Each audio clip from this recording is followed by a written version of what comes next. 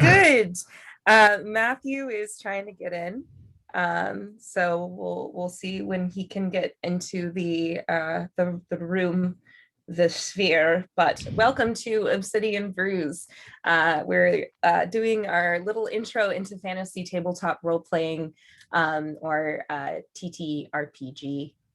Uh, yeah. uh, Matt, Rob, why don't you introduce yourself while I gather myself? That's fair. I'll do that. Yeah, that works. Hi, I'm Robert Madison II. You can find me on most of the socials at Mad Dr. Rob. Uh, in terms of just a regular TTRPG scene, I am very much a map maker. If you look at any of my Instagrams, you'll find many maps that I've made. But I DM multiple games and have been doing it for a while and love doing it and love being a player of this wonderful community. And Cool. thank you for having me. Thanks for This is so being cool. here. We're waiting on Matthew to get in, but Matthew introduced us through a round of D&D, and I thought your character was just so fabulous. But who I am, hi, I am Samantha Mitchell, also known as Belladonna Cosplay on Instagram and in the cosplay sphere, and in the Twitch realm, I'm known as Bendy Dinosaurs. I have been a dungeoneer and a dungeon master since from the wee babe age of I think 10. I think I started at 10 years old. So yeah, I've been in this world for a while. Um, oh gosh, starting on first edition and then attempting to like, oh shoot, everybody's now on fifth edition was really weird for me because it's like I was stuck on first edition and I was like the old head, and I'm just like, oh shit. Like, I get that. That makes sense. so, but yeah, oh, I thought I saw a little blip, but I guess we can get a little started, and we'll have Matthew jump into. There's some cool stuff I wanted to ask him about, but basically, I wanted this to be a space for us to. I know you and I talked about it the one time about how when people think of Dungeons and Dragons, they think the first thing they think of is either Stranger Things Yes.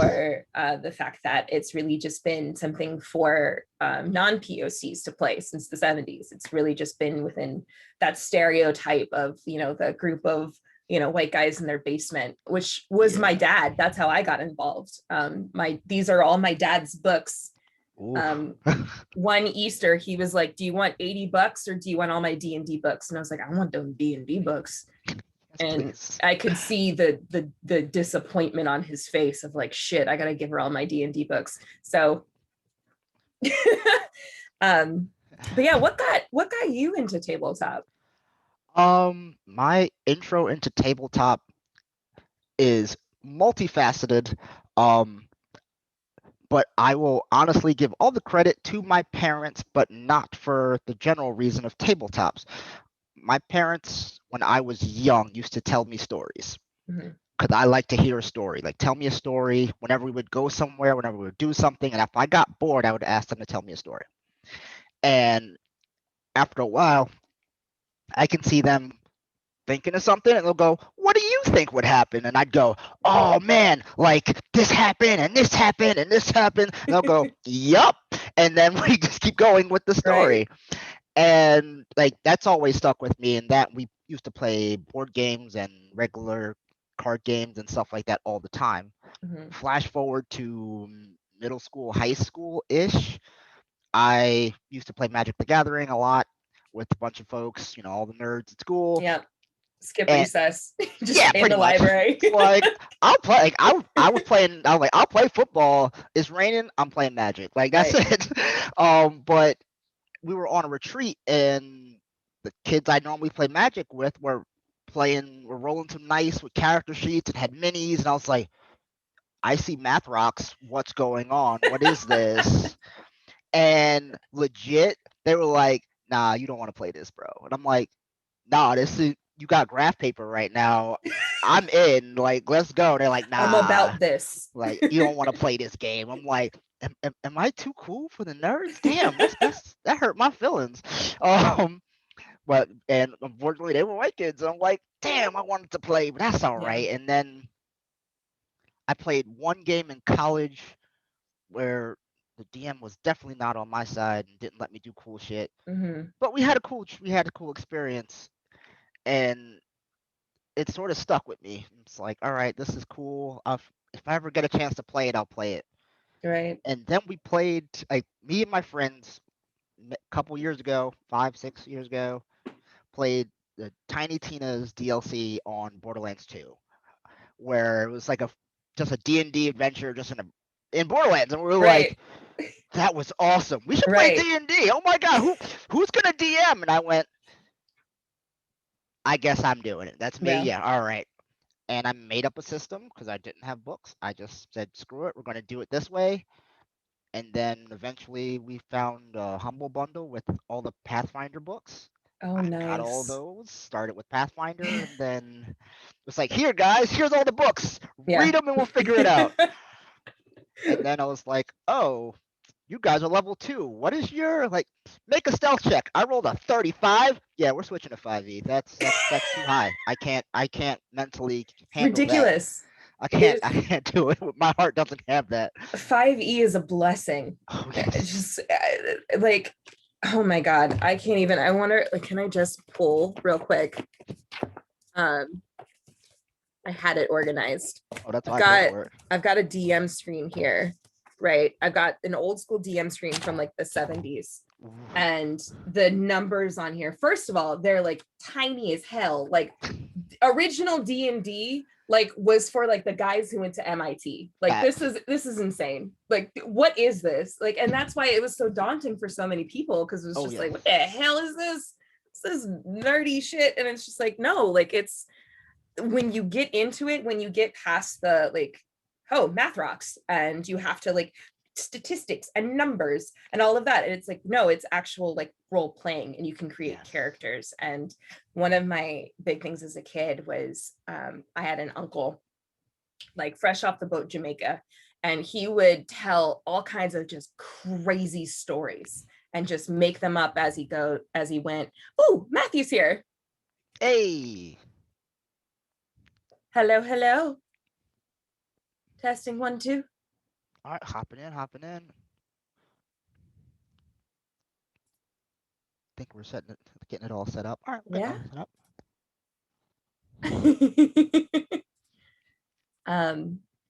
But yeah, as he hops in. Oh, I'm here. You're here. Hey. Yeah. I'm so happy you can make it, Matthew. So where are we now? So we just started. We were talking about what got us into tabletop. So go ahead and introduce yourself. Hello, my name is Matt Walker. I am a DM and an adventurer, mostly an adventurer through Rob's Adventurous Awesome campaign. Thank you, sir. So and I know that you're on Twitch as Samurai Walker X, and yes, that's where I met Rob, was through your streams of doing D&D on there. Yes. So yeah, what got you into tabletop? Where did you start? I actually went to DragonCon first. That'll do it. I talked about it with my friends, Rob and the gang. Yeah. But I went to DragonCon and I saw, I watched some games, and sat down at the table. I kind of vaguely just like went through the motions, but I didn't like play that time. I played it for the first time through, I think Brian Koo's game, another friend of ours. That's cool. The first time. Was that right, Rob? You played in all of my games, so. No, first though. I think it was Koo's. No, that was mine. Was yours first? Okay. Yeah, that was the one long ago. That's why. Yeah. Yeah. So any game we've had to stop because of people were like, "Oh, you're getting married and having a baby. All right, we lost 2 players. That's fine. That's okay. That's such a difficult thing of getting older and being an adult playing D&D, because it's like, all right, we finally got together for one session, and then when the session's over, that's like the worst. Like you go through a whole battle, you've slain the dragon, the party is half injured, the bard is dead, and then it's like, okay, when are we playing again? We're booked out for the next 4 months. Yeah. Yep. We're having a baby, we're getting married, we're going to Thailand, and it's like, oh crap. Like, okay, I guess we'll schedule it next year. Yep. Yeah. That first game. That's why I forgot. That first game. That's a lot of what happened. That's exactly what happened. Yeah, that's in a row. Exactly what happened. Yeah. But and that, I think the great thing, one good thing, it's weird to say good things have come out of the pandemic, but I guess one good thing is that a lot of games moved to online spheres.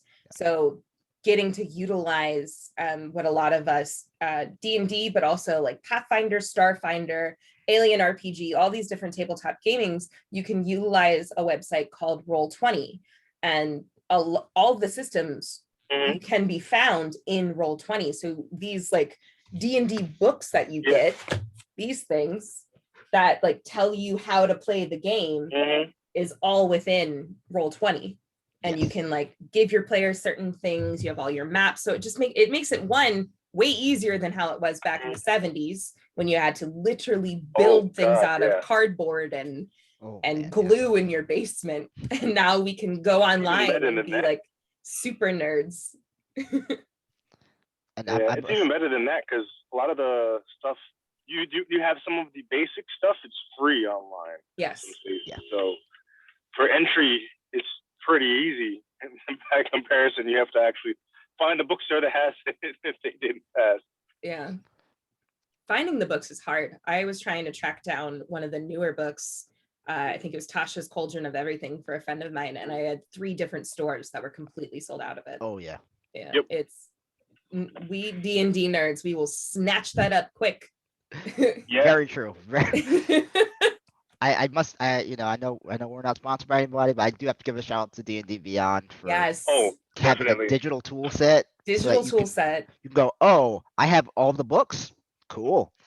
I can share it with all my friends, so all my friends that have all the books, even better. Yeah. So that's been super helpful. So helpful.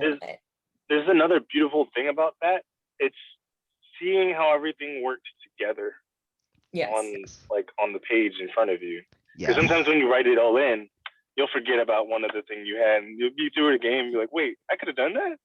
How many times I forget that I can do like a certain action, like a bonus action or like a cutting action, and it's just like, oh shoot, and then like it's right there on the sheet for you, or like it tells you. The great thing about like when you roll the virtual dice online, it'll tell you the different things you can do with it instead of like going back to your character sheet, erasing, putting stuff in, taking notes, having to get 6 other pieces of paper, spilling beer on like half of them, you know. So it's just such a great, it's such a great era to be involved in D&D and to discover it, and not just D&D, but like all tabletop role play that's there. Like I just learned, I'm starting to learn now the Alien system, and it's Alien based on the 1970s Ridley Scott Alien, which Rob is going to get to play. So I get to like terrify him with xenomorphs in space. Space is safe. I'll go out there. It's nice. It's nice out there. This system, so like we can get into like the next questions, but like within D&D there are certain like you roll for inspiration, or you roll for like different types of things that can happen to your characters or to other characters. But within this Alien RPG, they have a whole different system that's based on panic and fear, and you have to do consistent rolls that are rolling basically to see how much you panic or how much fear you end up with, or if you happen to scream, or or something drops and you make a sound, so it's we're all gonna die, man. Yeah. We're gonna die. Game over, man. Game over. Rob, are you good? I think so.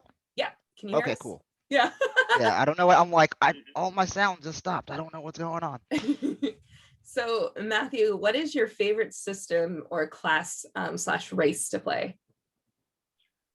That is a big question. But Ah. I'll break it down. I've like kind of touched into the other systems. The only one I've really kind of delved into is Pathfinder. Pathfinder is great. I love it, but it has so many things you have to actually keep track of, way more than D&D, the regular Dungeons and Dragons. And I've looked into some of the other ones that are great thematically for certain games, but I'd say generally speaking, D&D works the best for me because it's very simple to get into, and everything is kind of laid out a little better. Pathfinder is good if you want to have a very intricate game on all the different things you can do. And I think you can, because there's so much to it, you probably can do a little more, but you have to keep track of a lot more numbers in that one. Yeah. You said favorite class? Yeah, class and race. Class and race. Yeah, in any system. It doesn't have to be from your favorite system. Yeah. Oh yeah. Humans is cliche, and it's because they have so many aspects to humans. I stand by humans being boring. Yes, they can be boring, but there's so many different things you can add on to the characters. That's why I say they're cliche. I would say probably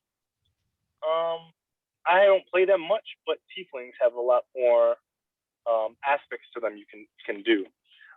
You can have no shadow, you can have wings, you can fly. You can have random magic, just natural. And class, I would probably go with Artificer. I like Artificer a lot.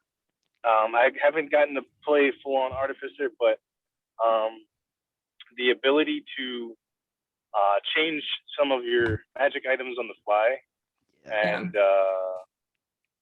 have some extra machine helping you, or explain something in a funky way. Like, okay, I'm going to cast Fireball.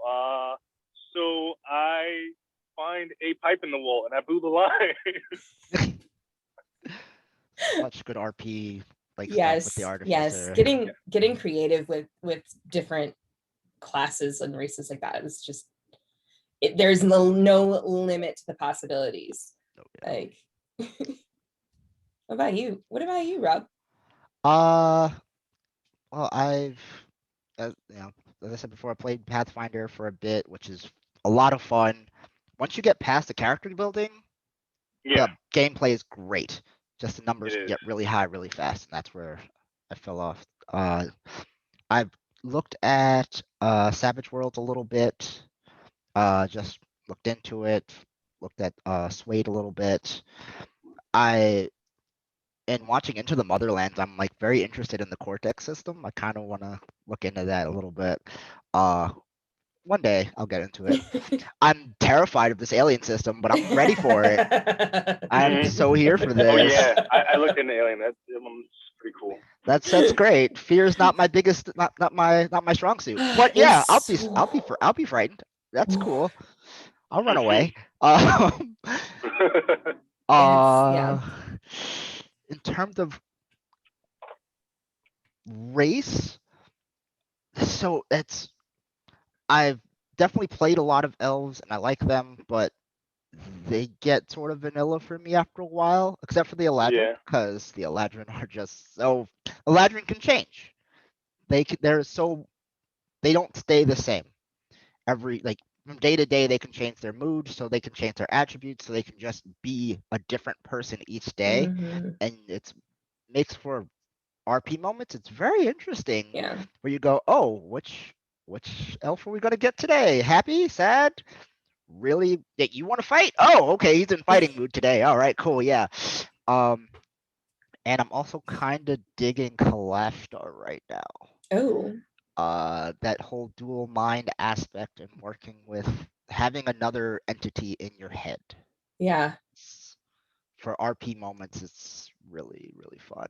That is cool. I'm doing a live D&D now with a Yuan-Ti who has the deity, and he'll have the characters, they will have moments with this entity that we are not aware of, and the character is already like super full of themselves. It's him is the person playing the character. So we kind of switch off whenever we're talking directly to Ian or to the character them as in Shatali. But Shatali is already so full of themselves and just like bougie. So it's not out of the realm of us to just see Shatali talking to themselves, but they're really talking to this entity inside their mind who's like, really, bitch? Like, it's so good. So That's a guy amazing. or a male position playing a woman Kalashner?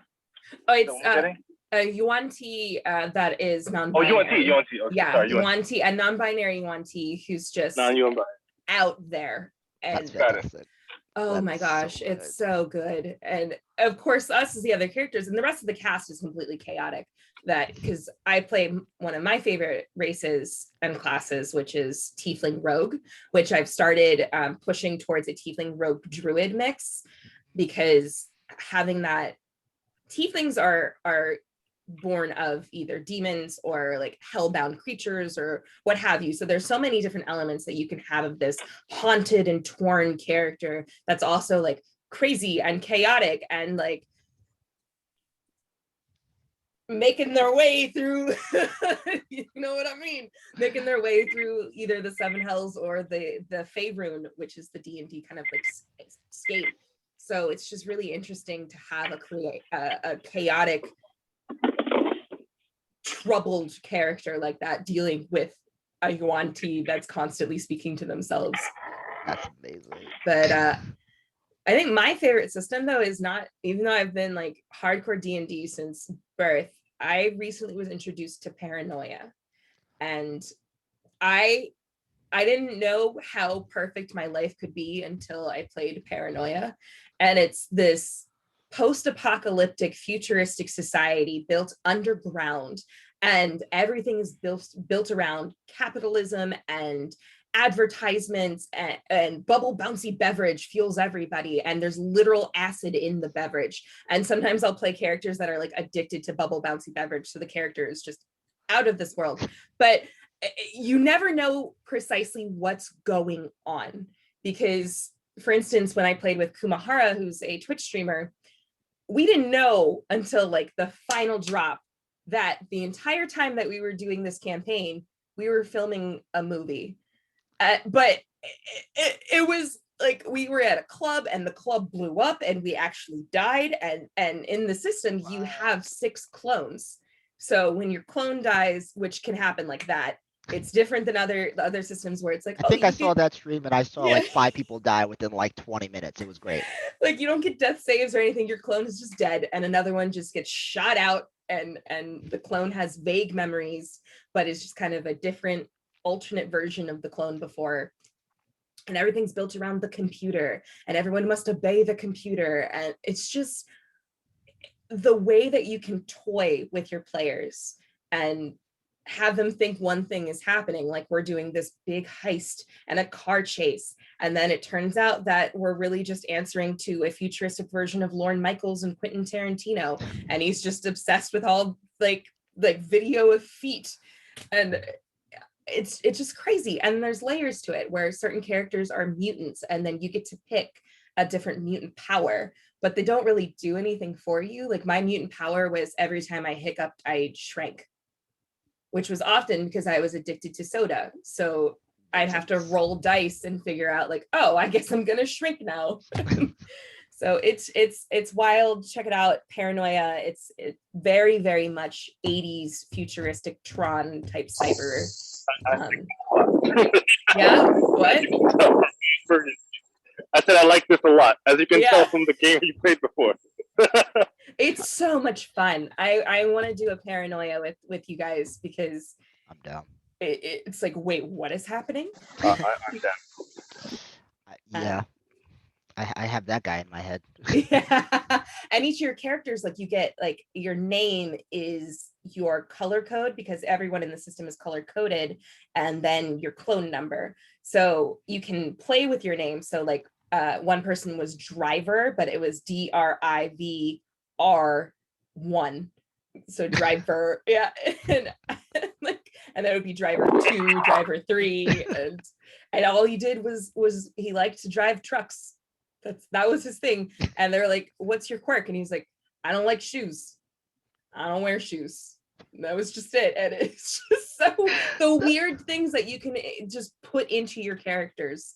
And even if you're not like a super great role player, or you're not an improv person or like a theater person who ended up in the realm of tabletop, you can still just add cool things to your characters. It's like, I always talk about that episode of Key and Peele where they're playing D&D, and he's like, well, I want to be Kanye the Giant.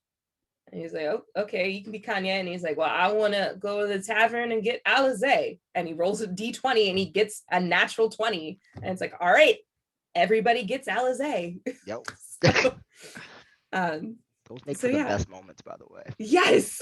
Like the improv is what really makes for it. So Rob, what inspires you for your characters?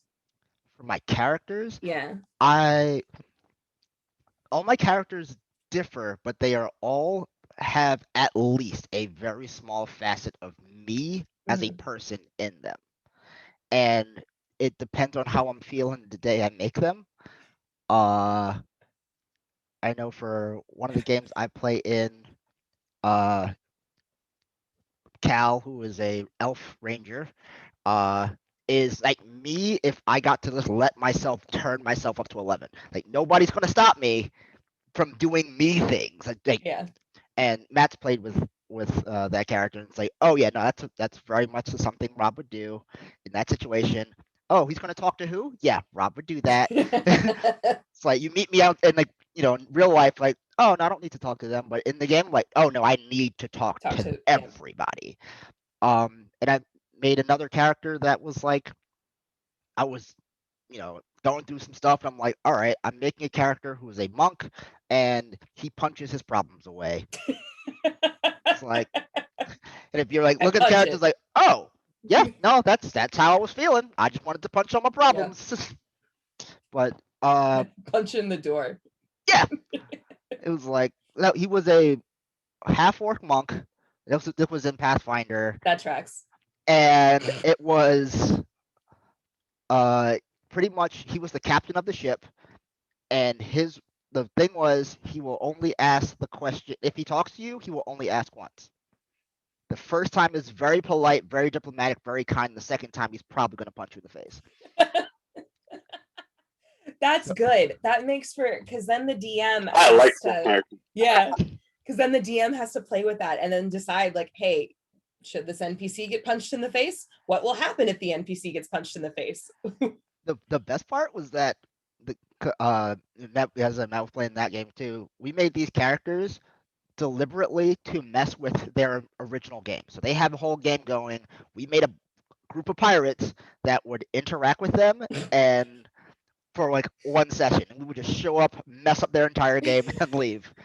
And I made the character with that mindset going, oh, if I show up, I'm going to intimidate them immediately, and anyone who talks is getting punched in the face. It's like, do you get it? What if I don't want to?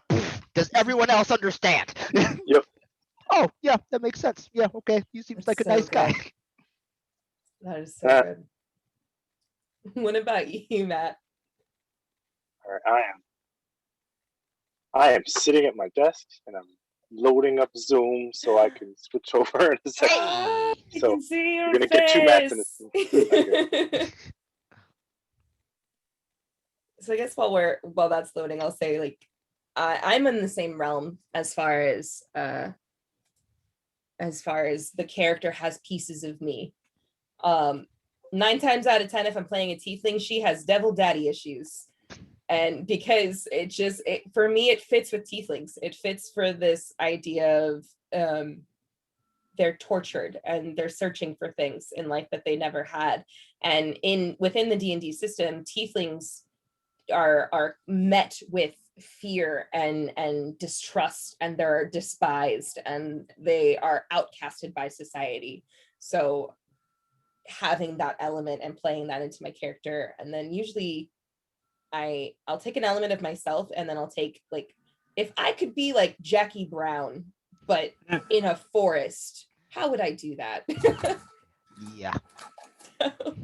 Lore definitely impacts my character choices. Mhm. Like, there's some cool lore that I'm like, okay, I'm gonna play this character. What's the lore of this world? Okay, cool. Yep. I'm gonna do this. I'm gonna go full speed with Yep. this weird esoteric lore, and then just like, yeah, this is how they work now. Mhm. I think because both of my recent campaigns involved going to hell. So I was like, well, I'm going to play a tiefling, and my Oops. dad sucks.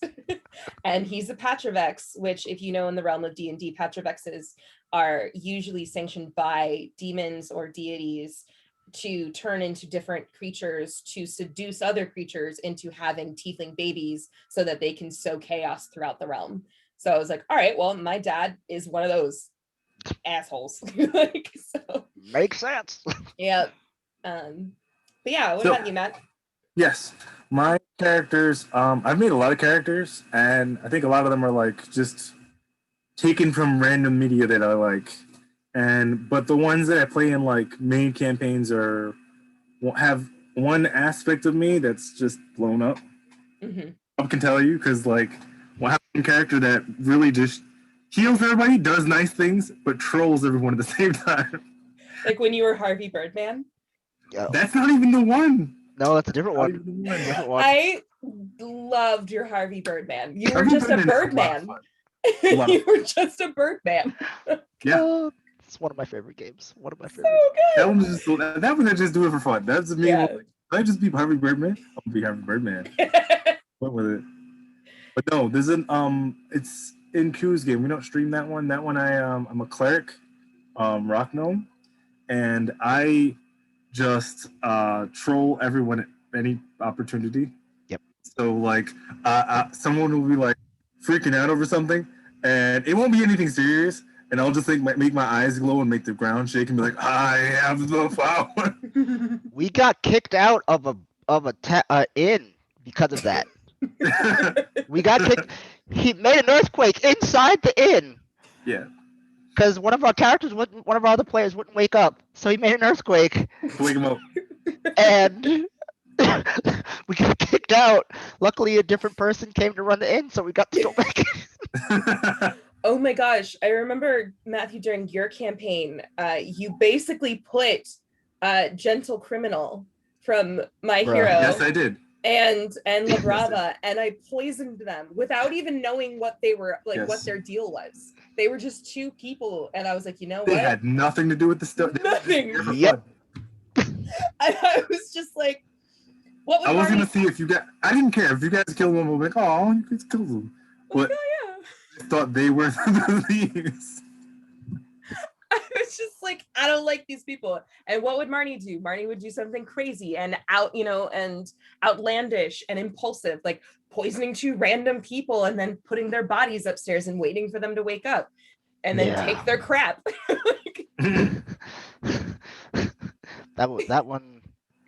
That game went so weird. So I good. had a different plan for that character, Mhm. Yeah. and I was like, oh, okay, cool. We're gonna go full chaos. Whoa, we have too many chaotic people. Yes, that was All a right, lot of chaos. I'm gonna I'll ground it. That's I fine. was like, whoa. You were the That's fine. dad, like you were not like dad or uncle, Yeah. like uncle. I just forgot the name of your character during that campaign. Ovalon.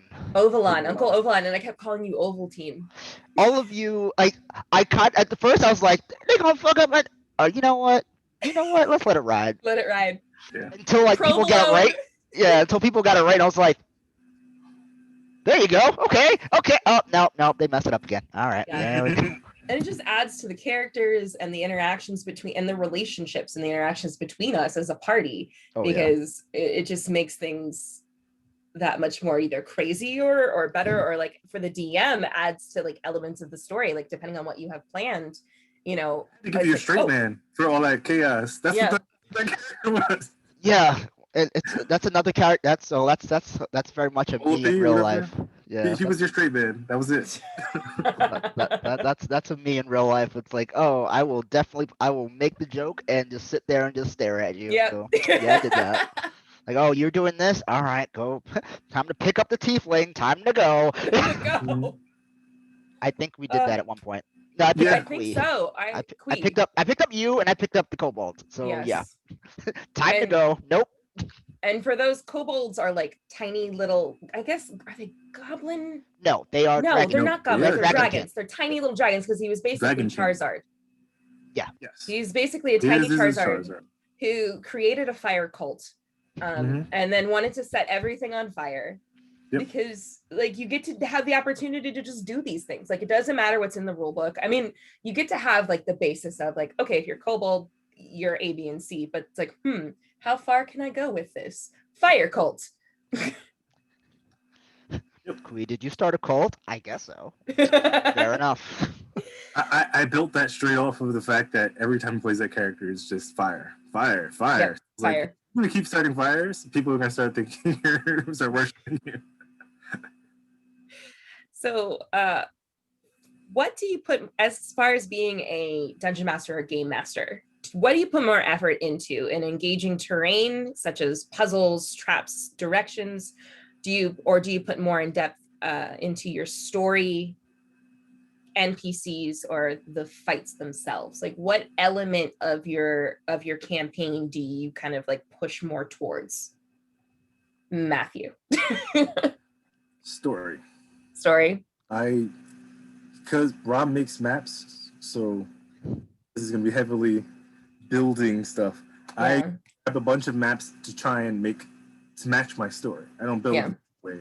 So rather than, oh, this is a cool map, I'll take cool maps and stock them up and then be like, I have a story. I have maps for that?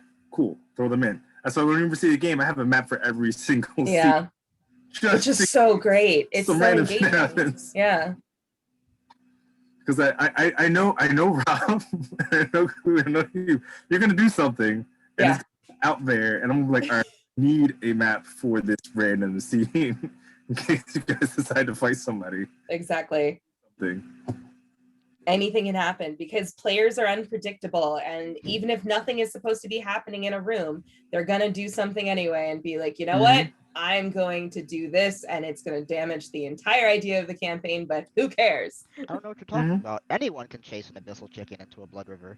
That's perfectly fine.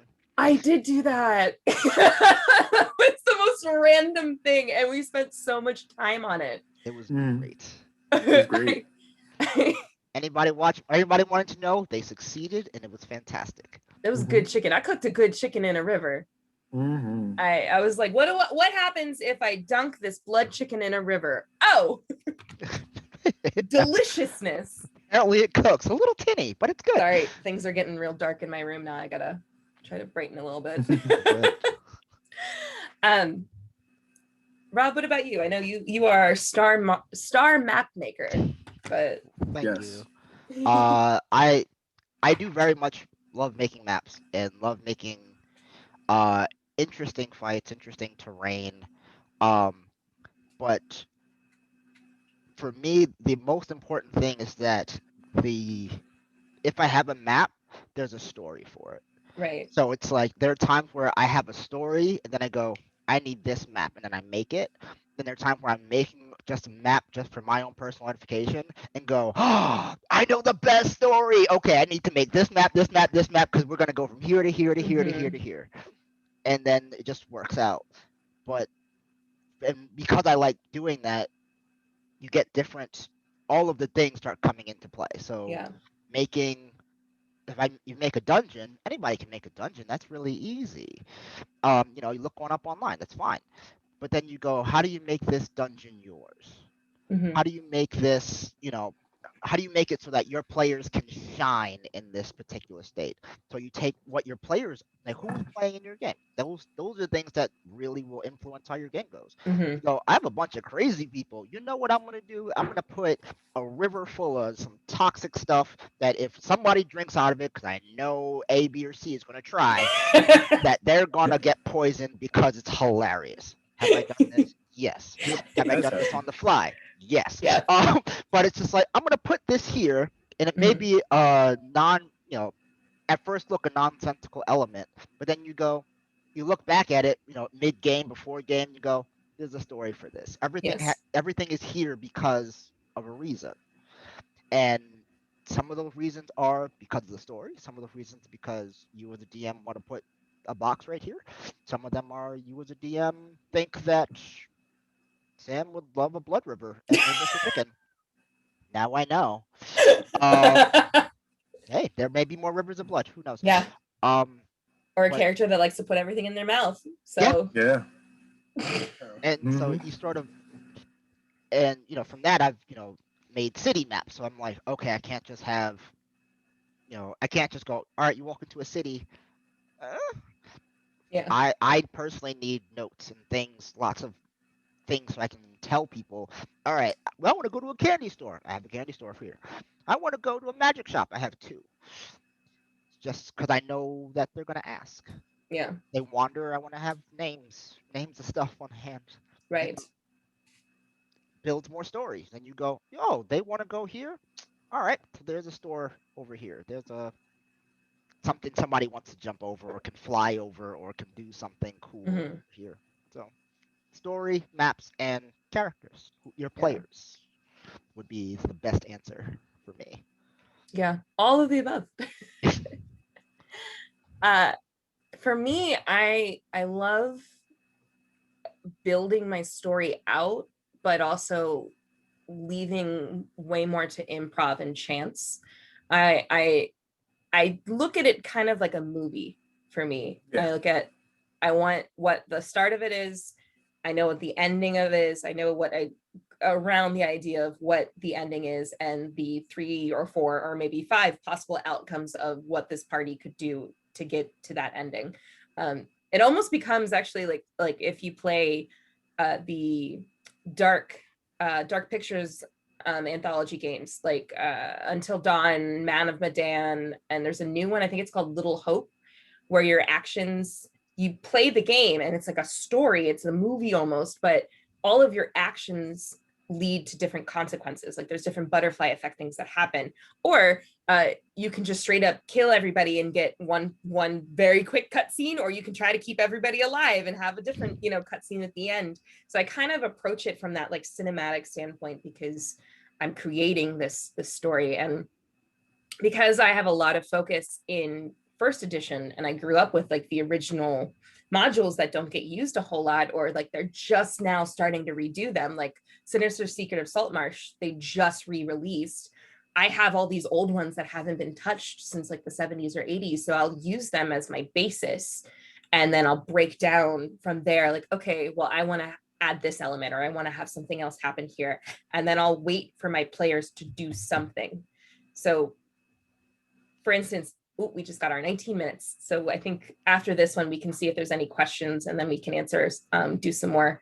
But for instance, during one of my campaigns, I added a prohibition element just because one of the characters wanted to go to the bar and be a jerk and get some alcohol, and they were given some like tar like sludge, and then it turns out that there was like a rum running thing happening on top of an arms deal, and then it led to a war, and the war led to like, and it just like, it was this trickle down thing just because I wanted to mess with that one player. So it's just I love just building my story out based around players and creating really good NPCs. I once created an illithid that I convinced my players was just a good guy. It's just a good guy, He's helping out some sea elves. He's the captain of the ship. He's just there to help, and he wants to serve. And then they touched the wrong thing in an ancient temple, and then snap, the illithid realizes he's an illithid, and everybody's screwed. No. That's amazing. Like, pushing them to believing this illithid was worth bringing with them, and that like building him into this like, oh, he's actually really cool, he's helping us, he's helping other people, the way he talks to us when they roll their checks, it's like, oh, okay, and it's like, oh no. So let the world seem safe until you do that one thing, and now the world is very much not safe anymore. The one but yeah, I think all 3 of us answered that one. Yeah, just for brain sake. Is okay. Do you have the Facebook open? Because I am still banned from Facebook. Who knows? I think I have 19 more days on my Facebook ban. Oh no. But if we have any questions, we can answer them. Because Facebook's rights and stuffs. I do not. Unless we have one of the mods from HBC UConn. I don't know if they have seen any questions for us. If not, we can go into some more. Pulling it up now. Flashlight.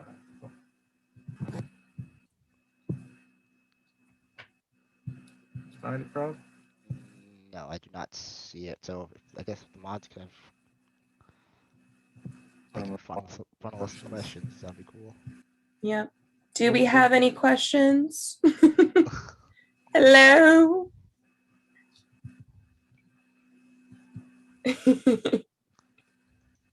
I don't know if they're listening. That's Or, okay. That's all let me right. see.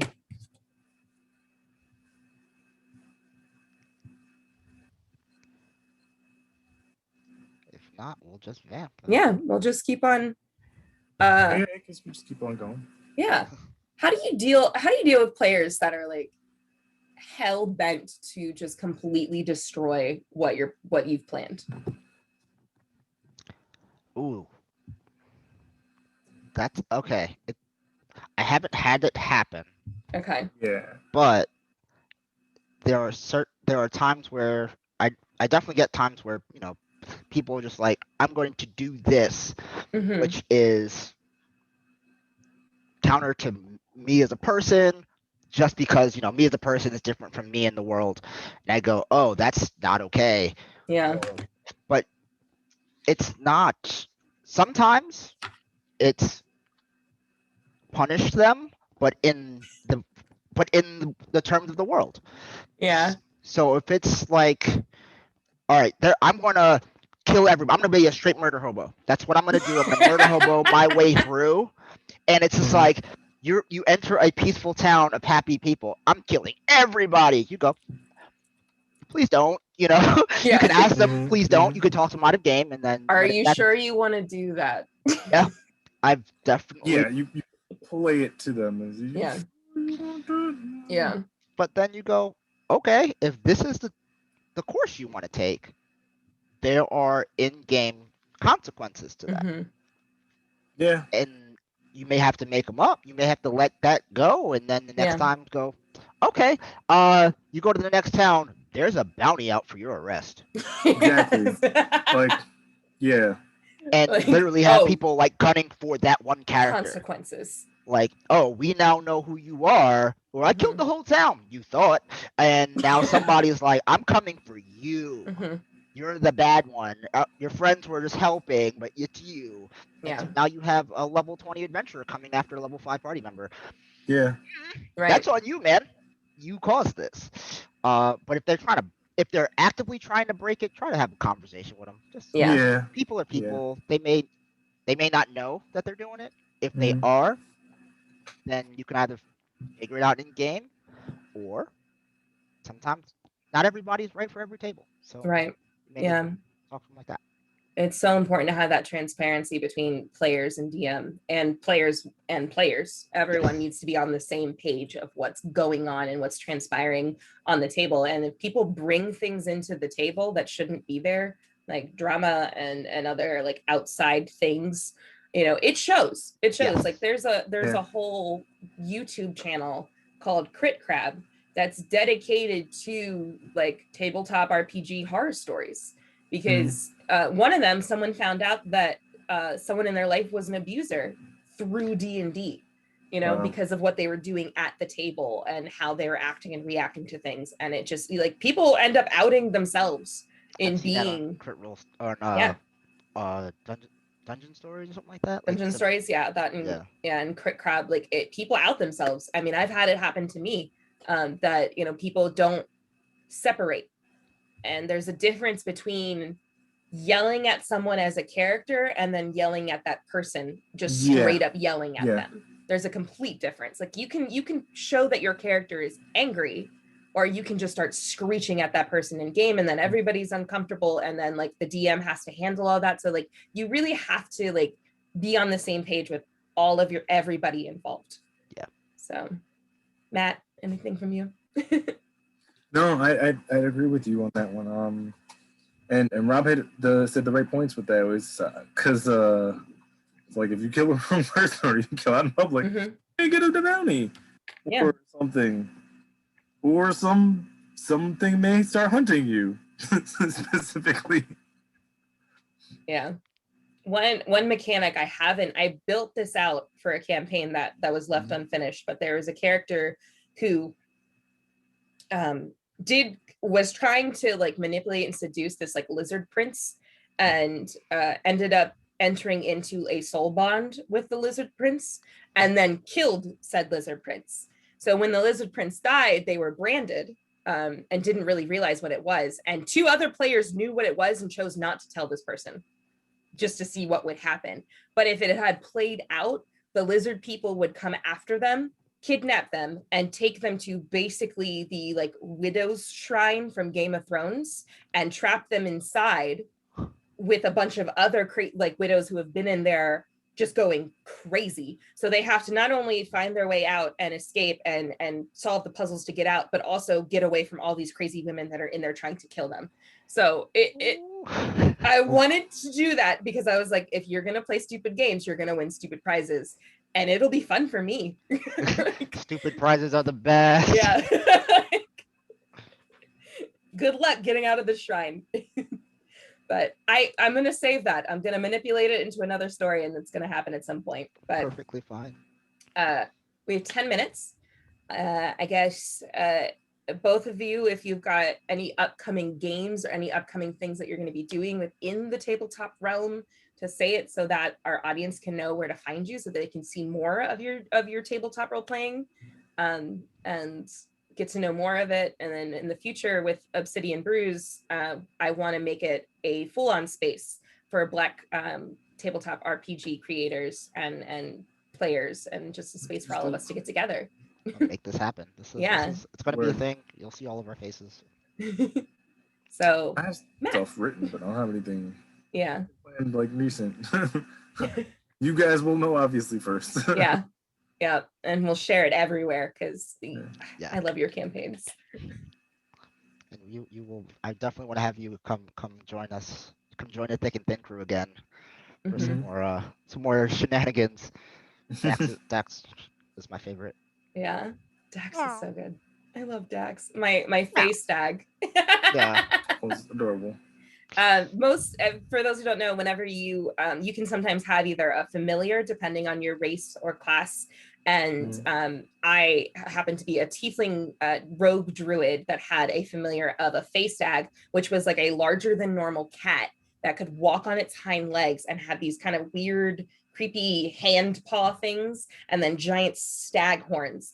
And he was basically like a sentient Disney horse. But my character was the cat, and Dax was the normal one. yes. So that's just fun stuff that you can just add. And if your DM is kind, you know. Rob, what are you doing? I know you and I are working a lot lately, but yeah, you can tell them all the things we're going to be doing. In terms of just personally, always find me on Instagram and Twitter at Mad Dr. Rob. You can check out my maps. If you want to just look at just my maps, you can go to MDR Map Emporium, which is my personal map emporium. If you want to see me, Mad Dr. Rob. And then I will be playing in a bunch of Sam's games coming up soon. Just got some of the art back. Oh my god! I saw your character for Curse of Strahd. And oh my god! Wow. Yeah. So there was Eladrin Trixies. Eladrin. And you have this thing where your character's hair changes with their seasons. Yeah. And it changes who the character is, which is such a great element. And you having that kind of like that textured hair and everything. Yes, we got a question. I think that's great for the character. I can't wait to mess with him. I stole that from TJ Storm. Hell yeah. So we had a question. Do you stream all your games? Not all of us stream all of our games. We have some that are streamed. I know couple of games I've played with Rob and Matt have been offline. You can stream if you want to stream or you don't. I work with Dark Galaxies Gaming. It's a professional DM company that basically they provide DMs with all of the resources needed to present your games for you, to DM your games. I am a DM with Dark Galaxies Gaming, and I stream. DM.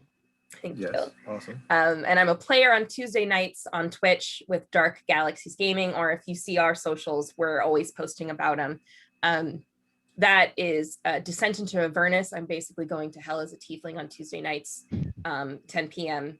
And then hopefully by mid-May, we're going to be starting Curse of Strahd, which is a very horror gothic vampire realm. Like there's vampires, there's werewolves, there's were-rats, there's all kinds of different hard characters within Dungeons and Dragons that Rob is going to be a part of, and we'll be posting that on social media when that's going to be streamed. But again, you don't have to stream all your games. It's if you want to stream them. Those are the ones that I'm streaming. Starting next Monday, we're going to be beginning our Alien RPG. That's going to be on Twitch on Dark Galaxies Gaming. But yeah, that's all the streaming ones, and then we've got all our offline ones. And gosh, I've been tossing around putting together a one shot because I've had folks on Twitch ask me, you know, like, how do we D&D? And I'm like, I want to help. Let's do it. So yeah, we've got 5 minutes. I guess we can hang around for any more questions or just kind of like say things that we like about what we do. Sure.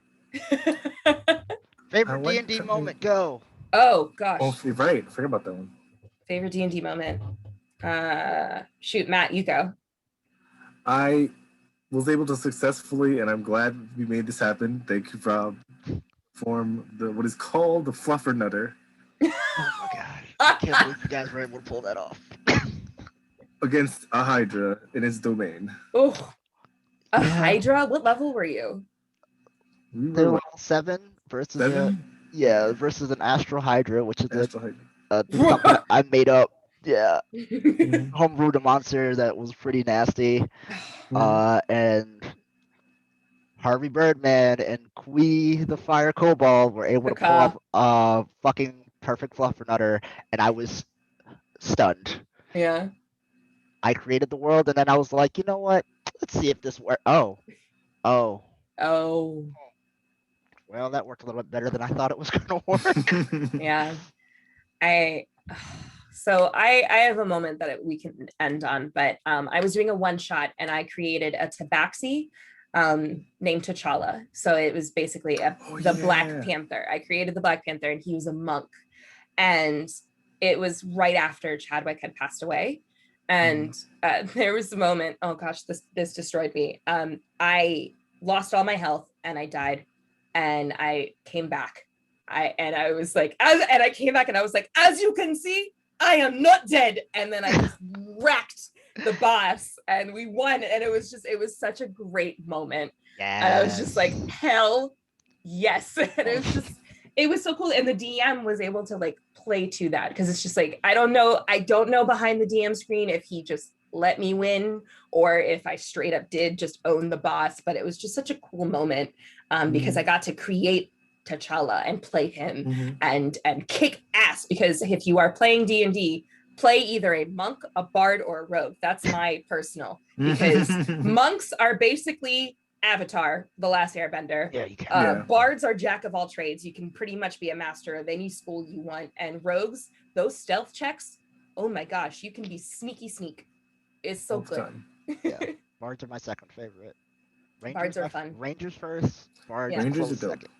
Yeah. Rangers will get you somewhere. Yeah. Like, oh, we need to go. Don't worry about it. You got a Ranger. We got all you. Right, let's go. I love bards because they seduce everybody. Oh, go ahead. I like artificers because they're like that Swiss Army knife. It's yeah. Like, I got you, fam. There you go. Swiss Army caster. Well, hey, we are at our last 2 minutes. Thank you both so much. Thank you for being here. I can't wait to play more games with you all in the future. I hope if you've watched this and you've been interested in tabletop roleplay, you want to do more. And if you want to reach out to any of us, especially if you want to reach out to me, I can put you on to some D&D games. Yep. If you're a new player and you want to, join a campaign and figure out what it is and join with some DMs that are really respectful and fun, let me know. I'm on Twitter as Bendy Dinosaurs. So yeah. Give us a Follows. So yeah, there's follow Samurai Walker X. Samurai Walker X, Matt, And Twitch and Matt Dr. Mad Dr. Rob.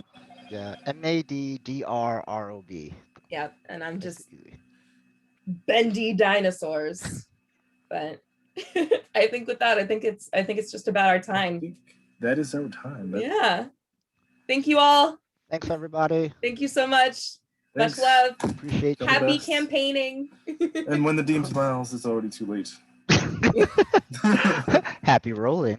Happy rolling. May the dice ever be in your favor.